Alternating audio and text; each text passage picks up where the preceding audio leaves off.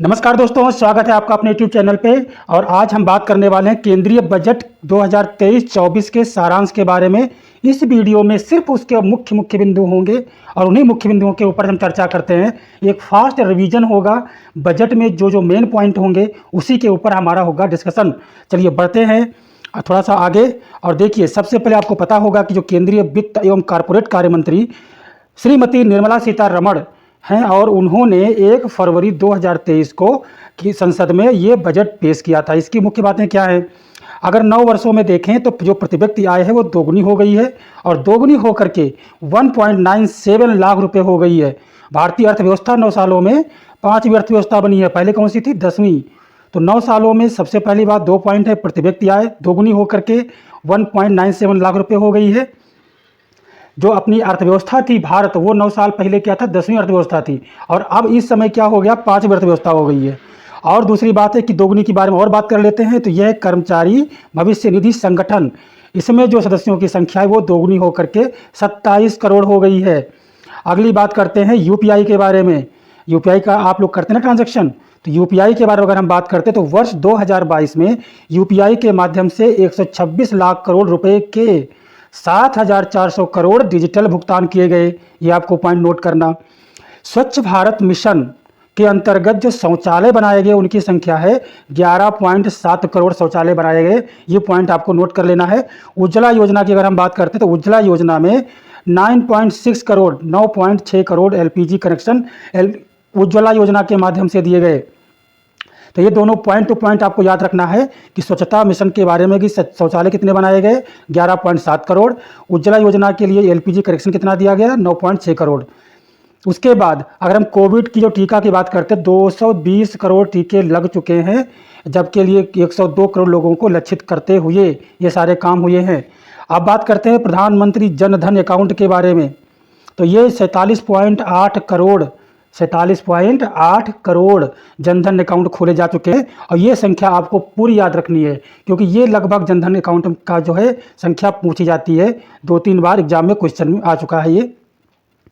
अब बात करते हैं पीएम सुरक्षा बीमा योजना की और पीएम जीवन ज्योति योजना की। तो इसके अंतर्गत 44.6 करोड़ लोगों का बीमा कवरेज प्रदान किया गया है। ये पॉइंट टू पॉइंट आपको अपनी कॉपी में नोट कर लेने हैं। अब बात करते हैं पीएम किसान सम्मान निधि के बारे में। तो इसमें क्या है? इसके तहत 11.4 करोड़ किसानों को 2.2 लाख करोड़ रुपए का नगद हस्तांतरण किया गया है।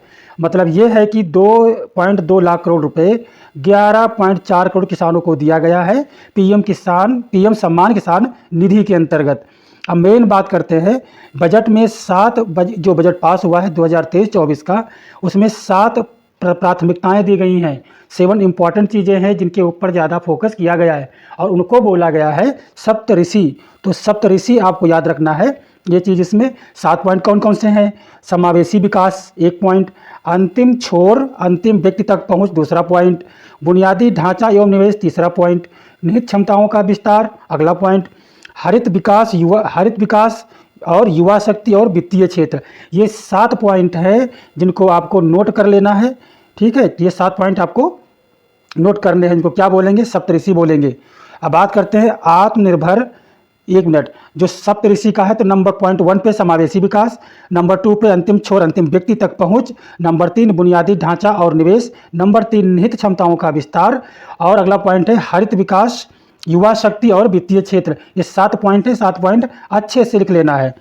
फिर बात होती है अंतिम स्वच्छ पादप कार्यक्रम की, जिसका शुभारंभ 2,200 करोड़ रुपए के प्रारंभिक परिव्यय के साथ में उच्च गुणवत्ता वाली बागवानी फसल के लिए रोग मुक्त एवं गुणवत्तापूर्ण पौधे की सामग्री को उपलब्ध कराने का उद्देश्य किया गया। मतलब ये है कि आत्मनिर्भर स्वच्छता कार्यक्रम को 2,200 करोड़ रुपए दिए गए हैं ताकि ये गुणवत्तापूर्ण पौधों की उपलब्ध करा सके जो रोग मुक्त हो ये चीज़। उसके बाद पॉइंट करते हैं नर्सिंग कॉलेज की। तो 2014 में जो 157 चिकित्सा महाविद्यालय पहले से बने हुए थे, कितने? 157 चिकित्सा महाविद्यालय 2014 से स्थापित जो हैं, जो इस समय मौजूदा हालात में 157 कॉलेज हैं और उन्हीं कॉलेज में 157 जो महाविद्यालय में नर्सिंग कॉलेज खोले जाएंगे।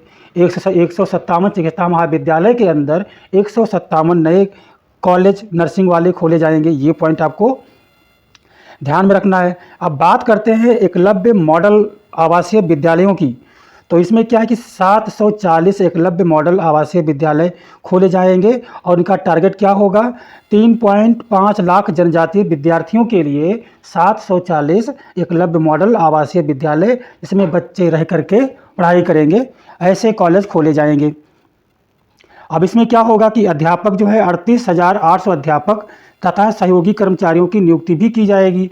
तो ये पूरी चीज़ें हो गई कि 740 एकलव्य मॉडल आवासीय विश्वविद्यालय खोलने के लिए 38,800 अध्यापक और सहयोगी कर्मचारी, 3.5 लाख जनजातीय विद्यार्थियों को टारगेट करके खोले जाएंगे। टारगेट पूरा करना है अगले 3 साल में, ये आपको ध्यान रखना है। अगला पॉइंट है पीएम आवास योजना के लिए परिव्यय 66% बढ़ाकर 79,000 करोड़ रुपए किया गया है। जो पीएम आवास योजना है उसका जो है जितना व्यय होता था उसको 66% बढ़ा दिया गया। जो पीएम आवास योजना में केंद्र सरकार देती थी उसमें 66% पैसा बढ़ाया गया है और वो बढ़ा करके कितना किया गया, 79,000 करोड़ रुपए कर दिया गया है। ठीक है। रेलवे के लिए बात करते हैं। रेल के लिए तो रेल में 2.40 लाख करोड़ रुपए की पूंजीगत निधि का प्रावधान किया गया है, जो 2013-14 में उपलब्ध कराई गई धनराशि से कितना गुना है, 9 गुना है। पहले पॉइंट में आपने 9 वर्षों में अर्थव्यवस्था बनी थी 5वीं, तो ये अब ये क्या हुआ, 9 गुना हो गया जो रेलवे की धनराशि है वो। तो इस समय कितनी हो गई है, 2.40 लाख करोड़ रुपए। ये आपको चीज़ पॉइंट याद रखना आपको ये है। अगला पॉइंट है शहरी अवसंरचना विकास कोष UIDF की स्थापना के बारे में। तो इसकी स्थापना क्या है कि प्राथमिकता वाले क्षेत्रों में आय ऋण की कमी के उपयोग के माध्यम से होगी। इसका जो प्रबंधन है वो राष्ट्रीय आवास बैंक के द्वारा किया जाएगा। ठीक है। बाकी चीज़ें अलग है, आप सोच लीजिए कि इनका उपयोग टियर 2 जो चरण 2 है, चरण 3 है, शहरों में शहरी अवसंरचना के निर्माण के लिए सार्वजनिक एजेंसियों द्वारा किया जाएगा। मतलब ये है कि शहरी अवसंरचना विकास कोष एक बनाया गया है जो राष्ट्रीय आवास बैंक उसको देखेगी और इसके तहत शहरों में जो संरचना है, जो बेसिक इंफ्रास्ट्रक्चर होता है उसका डेवलपमेंट किया जाएगा, उसके सुंदरीकरण में, उसके रोड निर्माण में, उसकी लाइट्स में। ठीक है। ये जो सारा मैनेजमेंट है, नाले की सफाई हुई है, जो भी चीज़ें हैं बेसिक इंफ्रास्ट्रक्चर सबके बारे में ये जो शहरी अवसंरचना विकास है ये ओपन किया जाएगा। तो ये अपने आप में बहुत बड़ी चीज़ है शहरों के लिए। अब बात करते हैं MSME की, जिसको बोलते हैं हिंदी में सूक्ष्म लघु और मध्यम उद्योग। तो ये क्या है कि जो सूक्ष्म लघु और मध्यम उद्यम है, बड़े व्यवसाय हैं, चैरिटेबल ट्रस्ट हैं, के लिए निकाय डिजी लॉकर की स्थापना की जाएगी। जितने सारे व्यवसायिक संस्थाएं हैं उनके लिए एक डिजी लॉकर की स्थापना की जाएगी। ताकि क्यों किया जाएगा, ताकि जो आवश्यक दस्तावेज हैं वो ऑनलाइन ट्रांसफ़र हो सके, ज़्यादा प्रमाणीकरण में कोई दिक्कत ना होगी। अगर आपके डिजी लॉकर में आपके डॉक्यूमेंट्स हैं तो इसका मतलब वो प्रूफ वाले सही माने जाएंगे, ऐसा सरकार ने बोल रखा है। तो डिजी लॉकर सबको ओपन करना चाहिए अपना अपना और उसमें सारे डॉक्यूमेंट उसमें कर रखने चाहिए। अब बात करते हैं 5G सेवाओं की। 4G नेट चला रहे हो ना आप लोग। अब क्या है, 5G सेवाओं पर आधारित एप्लीकेशन विकसित करने के लिए, जो 5G वाले मोबाइल में 5G तकनीकी से चलें ऐसे एप्लीकेशन विकसित करने के लिए 100 लैब स्थापित किए जाएंगे, जिनसे क्या होगा, नए अवसर होंगे, बिजनेस मॉडल होंगे, रोजगार संबंधी संभावनाएं ये बढ़ेंगी। 5G सेवाओं के लिए इनको एप्लीकेशन विकसित करने के लिए 100 लैब स्थापित होंगे। ठीक है। ये पॉइंट हो गया एक। फिर बात करते हैं चक्रीय अर्थव्यवस्था की। चक्रीय अर्थव्यवस्था क्या होती है, रिसाइकलिंग होती है। रिसाइकलिंग मीन्स कि आपका जो चीज़ आप यूज करते हो उसको दोबारा रीयूज में आ जाए, वो उसको रिसाइकिल करके फिर से कुछ का नया प्रोडक्ट बना दे, वो होता है रिसाइकल। अब यहाँ पे उसी रिसाइकल जो इकोनॉमी है उसकी बात की जा रही है। तो रिसाइकलिंग बढ़े, मतलब चक्रीय व्यवस्था बढ़े, रिसाइकलिंग बढ़े, इसके लिए इन्होंने क्या किया है, एक गोवर्धन नामक योजना चलाई है। क्या चलाई है, गोवर्धन नामक योजना। और जिसका फुल फॉर्म क्या है, फुल फॉर्म इसका है galvanising organic bio agro resources धन। ये इसका जो है नाम है, ये नामक योजना जो है की गई है गोवर्धन नाम की। गोवर्धन का फुल फॉर्म ये बता दिया आपको, galvanised organic bio agro resources धन।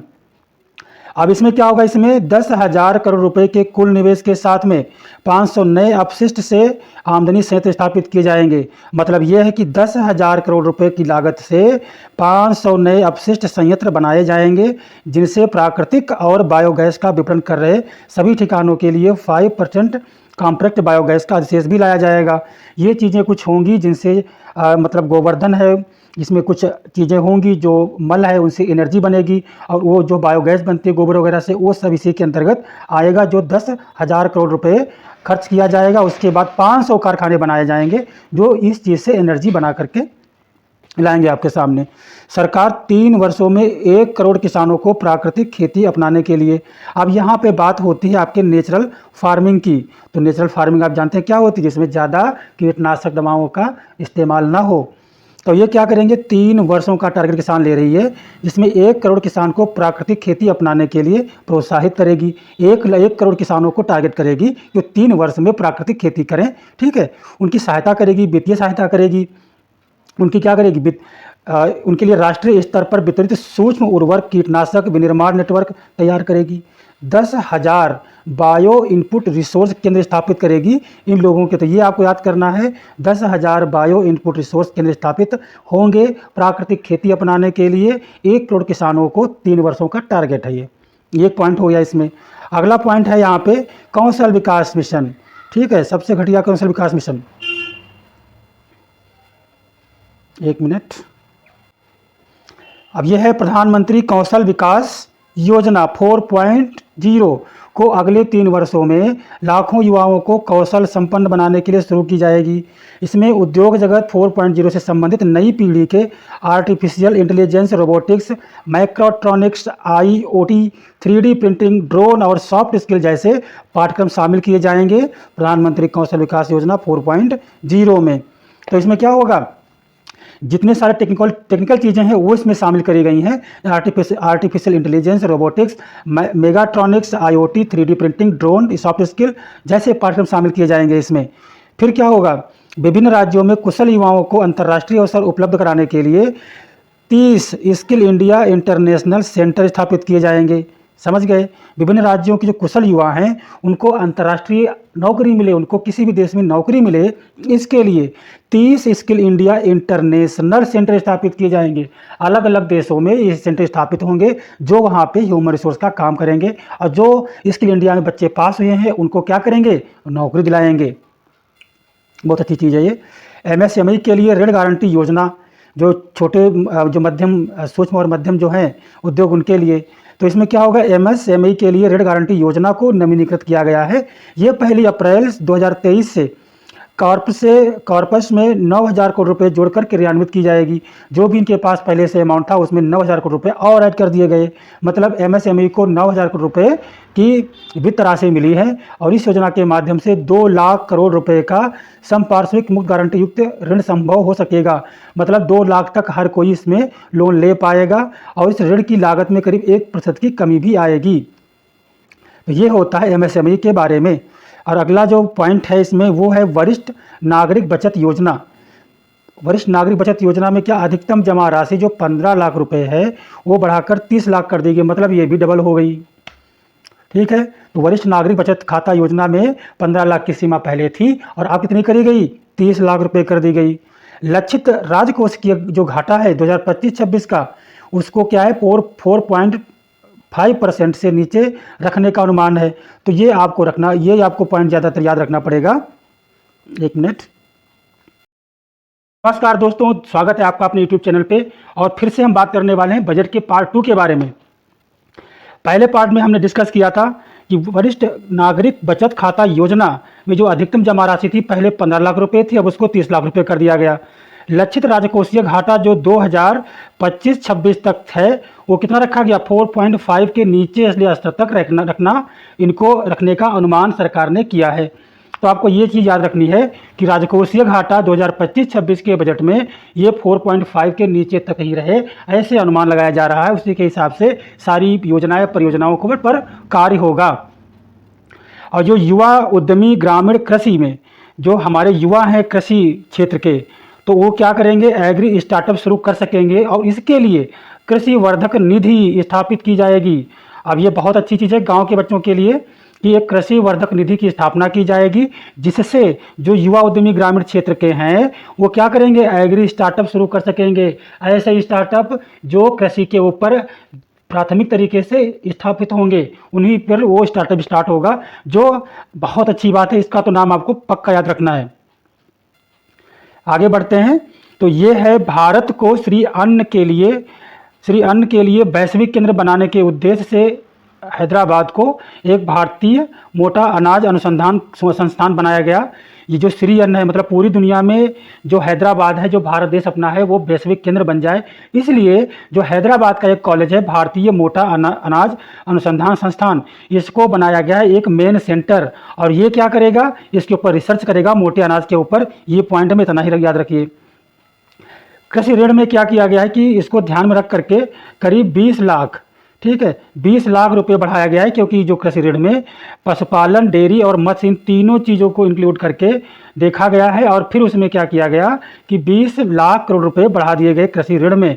अब बात करते हैं पीएम मत्स्य संपदा योजना की नई उप योजना। जो पहले पीएम मत्स्य संपदा योजना थी, उसमें एक नई उप योजना लगा दी गई है और उसमें 6000 करोड़ रुपए लक्षित किए गए हैं। वो टारगेट उसमें डाला गया है ताकि उन चीज़ को अच्छे से विकास कर सकें। अब कृषि के लिए डिजिटल जन अवसंरचना, मतलब कृषि क्षेत्र में जो डिजिटलीकरण है उसको करने के लिए इन्होंने क्या किया, को एग्रीटेक उद्योग स्टार्टअप को बढ़ावा देने के लिए जो चीज़ें चाहिए वो तैयार करी है। और इसके लिए इन्होंने क्या किए हैं, करीब 63,000 प्राथमिक कृषि ऋण सोसाइटी, जिनको क्या PACS बोलेंगे, ये लगाएंगे और उन्होंने वो सारा जो चीज़ें हैं कंप्यूटरीकृत करेंगी।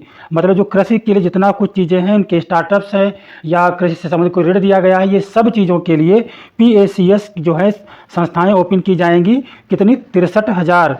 तो इसमें ये जो चीज़ें हैं उसको ऋण को जो देंगी उसका ये मतलब जो स्वीकृत करेंगे उनका लाइसेंस कि हाँ ठीक है आपका जो बिजनेस है आप कर सकते हो, ठीक है। फिर जो इम्पोर्टेंट पॉइंट है वो है स्किल एनीमिया उन्मूलन कार्यक्रम जल्द ही शुरू होगा। ये एक पॉइंट आपको ये लिख लेना है, ठीक है। बाकी चीज़ों जो मेन पॉइंट है उसी के ऊपर डिस्कस करते हैं, बाकी चीज़ों को छोड़ देते हैं, ठीक है। तो अनुसूचित जनजातियों के लिए विकास कार्य योजना अगले 3 वर्षों में प्रधानमंत्री PVTG विकास मिशन को लागू किया जाएगा, जिसमें करीब 15,000 करोड़ रुपए दिए जाएंगे। ये किसके लिए, अनुसूचित जनजाति के विकास के लिए 3 वर्षों का टारगेट है। प्रधानमंत्री PVTG विकास मिशन लागू करने के, ये मिशन लागू होगा जिसमें 15,000 करोड़ रुपए दिया जाएगा। सॉरी, शिक्षकों का, ये शिक्षकों की बात आ गई तो बहुत अच्छी चीज़ है भाई। शिक्षकों के प्रशिक्षण के लिए सर्वोत्कृष्ट संस्थान, मतलब जो है जो शिक्षक है उनको ट्रेनिंग के लिए बहुत अच्छे जो इंस्टीट्यूट हैं उसके रूप में जिला शिक्षा एवं प्रशिक्षण संस्थान विकसित किए जाएंगे टीचरों के लिए, प्राइवेट नहीं गवर्नमेंट वाले। भूगोल, भाषा सहित कई क्षेत्रों में उत्कृष्ट पुस्तकों को उपलब्ध कराने के लिए एक राष्ट्रीय डिजिटल बाल एवं किशोर पुस्तकालय की स्थापना की जाएगी। ये काम क्या करेगा, भूगोल, भाषा सहित कई क्षेत्रों में, भूगोल के अलावा और बहुत सारे विषय में जो किताबें हैं उनको उपलब्ध कराने के लिए एक राष्ट्रीय डिजिटल बाल एवं किशोर पुस्तकालय की स्थापना होगी। एक ये पॉइंट है यहाँ पे। अगला पॉइंट है सतत लघु सिंचाई उपलब्ध कराने के लिए, मतलब जितनी जो सिंचाई है हमेशा होती रहे कंटिन्यूस, उसके लिए भद्र योजना शुरू की गई है। कौन सी शुरू की गई है, भद्र योजना। इसमें क्या होगा, केंद्र ने 5,300 करोड़ रुपए दिए हैं भद्र योजना के लिए। कोई सुना सकता है कि भद्र योजना क्यों है, तो भद्र योजना सतत लघु सिंचाई उपलब्ध कराने और पेयजल के लिए टंकी भरने के लिए चलाई गई है। पीने का पानी उपलब्ध हो तो टंकी व्यवस्था हो गई, सिंचाई हो तो खेती हो गई। तो ये चीज़ों के लिए भद्र योजना है। भद्र मीन्स क्या होता है भाई, पहले चरण में, अब इसमें क्या होगा, पहले चरण में 1 लाख पुरातन अभिलेखों, अच्छा तो उसका हो गया। पहले चरण में 1 लाख पुरातन अभिलेखों के डिजिटलीकरण के लिए डिजिटल एपिग्राफी संग्रहालय, Bharat shared repository of inscription, ये आपको नोट कर लेना है पूरा। मतलब जितने सारे हमारे अभिलेख हैं वो डिजिटल रूप से हों तो उसके लिए Bharat shared repository of inscription की स्थापना की गई है, जिसमें जितने संग्रहालय हैं तो उनकी डिजिटल एपिग्राफी होगी और ये डिजिटल एपिग्राफी संग्रहालय के रूप में इसका नाम होगा, इसकी स्थापना की गई है। केंद्र का प्रभावी पूंजीगत जो व्यय है वो 13.7 लाख करोड़ है। ये क्या है, केंद्र का प्रभावी पूंजीगत व्यय है। भविष्य में स्थायी शहरों में बदलने के लिए राज्य सरकारों को शहरी नियोजन सुधारों एवं कार्य को प्रोत्साहन दिया जाएगा। शहरों के लिए कुछ काम होगा जिनमें क्या होगा कि जो वहाँ के सेफ्टी टैंक हैं, नाले हैं, मानव गाद निकालने के लिए, ठीक है। अभी तक क्या हो रहा था, जो शहरों की नालियाँ हैं, कोई गटर हैं, ये सब साफ करने के लिए आदमी घुसता था उसके अंदर। अब इस बिल में ऐसा किया गया, इस बजट में ऐसा किया गया है कि जितने ये सारे काम है, सेफ्टी टैंक हो, नाले हों, ये सारे काम पे मशीन लगाई जाए, जो अपने आप में बहुत अच्छी बात है। ठीक है, लाखों सरकारी कर्मचारियों को उनका कौशल बढ़ाने और जन केंद्रित सुविधाएं उपलब्ध कराने के योग्य बनाने के लिए एकीकृत ऑनलाइन प्रशिक्षण मंच आई गॉट कर्मयोगी का शुभारंभ किया जाएगा, जिसमें लाखों जो सरकारी कर्मचारी हैं, गवर्नमेंट में जो काम करते हैं, वो अच्छे से काम करें। तो उसके लिए आई गॉट कर्मयोगी का एक मतलब स्थापना होगी, शुभारंभ होगा, और जो एक एकीकृत जो यूनिवर्सल मतलब होगा, ऑनलाइन प्रशिक्षण होगा सरकारी नौकरी करने वालों के लिए, आई गॉट कर्मयोगी। फिर अगला पॉइंट है, कारोबारी सुगमता के लिए 39,000 अनुपालनों को हटा दिया गया है। ठीक है, जो काम करने के लिए किसी बिजनेस के लाइसेंस लेते थे तो उसमें जो नियम शर्तें होती थी वो करीब पहले 39,000 थी, और अब 3,400 से अधिक कानूनी प्रावधानों को अपराध मुक्त कर दिया गया, जिसमें 3,400 से ज़्यादा जो कानून थे उनको हटा दिया गया है। वो अपराध नहीं है, वो अपराध की श्रेणी में नहीं है। सरकार की विश्वसनीयता बढ़ाने की दिशा में 42 केंद्रीय कानूनों में संशोधन के लिए जन विश्वास विधेयक लाया जाएगा। कृत्रिम बुद्धिमत्ता को भारत में बनाएं और कृत्रिम बुद्धिमत्ता से भारत के लिए कार्य कराएं। ठीक है, ये एक टैग हो गया, कृत्रिम बुद्धिमत्ता को भारत में बनाएं और कृत्रिम बुद्धिमत्ता से भारत के लिए कार्य कराएं के विजन को साकार करने के लिए देश के शीर्ष शैक्षिक संस्थानों में कृत्रिम बुद्धिमत्ता के लिए 3 केंद्र खोले जाएंगे। कृत्रिम बुद्धिमत्ता क्या होती है? IA, जिसको क्या बोलते हैं? आर्टिफिशियल इंटेलिजेंस, सॉरी AI होता है ना, उसे क्या बोलते हैं? Artificial intelligence. जैसे आप कुछ पूछते हैं गूगल से, गूगल कभी कभी पढ़ने लगता है वो चीज़, तो ये होगा। इसके लिए 3 केंद्र स्थापित किए जाएंगे। फिर व्यक्तियों की पहचान और पते के मिलान और अद्यतनीकरण के लिए वन स्टॉप समाधान की व्यवस्था की जाएगी, जिसमें डिजी लॉकर सेवा और आधार को मूलभूत पहचान के रूप में प्रयोग किया जाएगा। स्थायी खाता जो पैन आपका है, इसका इस्तेमाल जो है सभी डिजिटल प्रणालियों के लिए पैन को सामान्य पहचानकर्ता के रूप में प्रयोग किया जाएगा।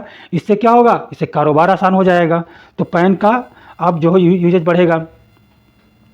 फिर अगर बात करते हैं न्याय व्यवस्था की, तो न्याय के प्रशासन में दक्षता लाने के लिए 7,000 करोड़ रुपए के परिव्यय से ई न्यायालय परियोजनाओं को 3 चरण में शुरू किया जाएगा। ई न्यायालय 7,000 करोड़ 3 चरण में शुरू किया जाएगा। ठीक है, राष्ट्रीय हरित हाइड्रोजन मिशन की मदद से अर्थव्यवस्था को निम्न कार्बन सघनता वाली स्थिति में ले जाने, जीवाश्म ईंधन के आयातों को निर्भरता को कम करने के लिए 2023 तक 5 MMT के वार्षिक उत्पादन का लक्ष्य किया गया है। मतलब जो